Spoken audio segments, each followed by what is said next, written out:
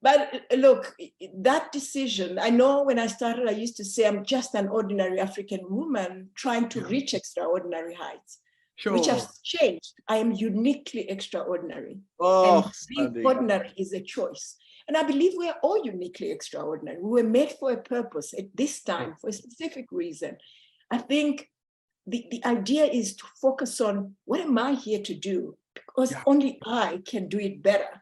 And we all can leave the world a lot better than we found it.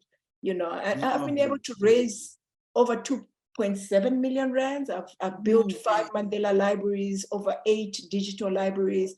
And if I can do that, what can we do as a collective? You know, my challenge many times is, you know, especially to women. There are women that walk to the union buildings in the 50s. That's why we're 50% in parliament. I think I can climb the tallest mountain in the world.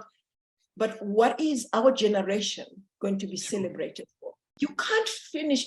First of all, you can't go and start copying your competitors because you don't know what their game plan is, because that's what I did, right? And you also can't just, you know, change without taking into consideration the effect of that change on the end goal. And that's something that every leader needs to bear in mind. Because you have these group of people and everyone has got a plan, everybody's got a brilliant idea, especially if you have 8 type people in the room.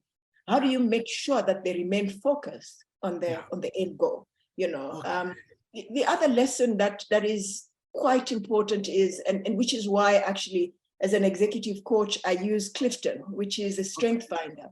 Yes. I think for me, it's important to lean into your strength and identify or accept the fact that everyone in the room has strengths. Yeah. You know, focus on your strength and manage your weaknesses. And that's not how, I don't know you, that's not how I went to school in private. It was like, you're not good at maths, remedial lessons. It's not like, but you're good at English, focus on writing books, you know what I mean? If you understand why you're doing what you're doing, why it's important to you, you'll make a plan. You'll fall, you'll get up, you take lessons from that, failing forward, I'd say, and you keep going. A simple example, if you are going to Pretoria, you're on the highway and there's a big accident, you find Old Joburg Road and get to Pretoria if it's that important. If it's not, you relax in the highway and go back home because it's not that important.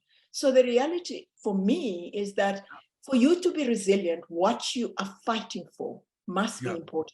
There must be clarity of vision of why you are doing it, why it's important to you, why it matters. Because you go through the extra mile of finding the right people to make sure that it's a success.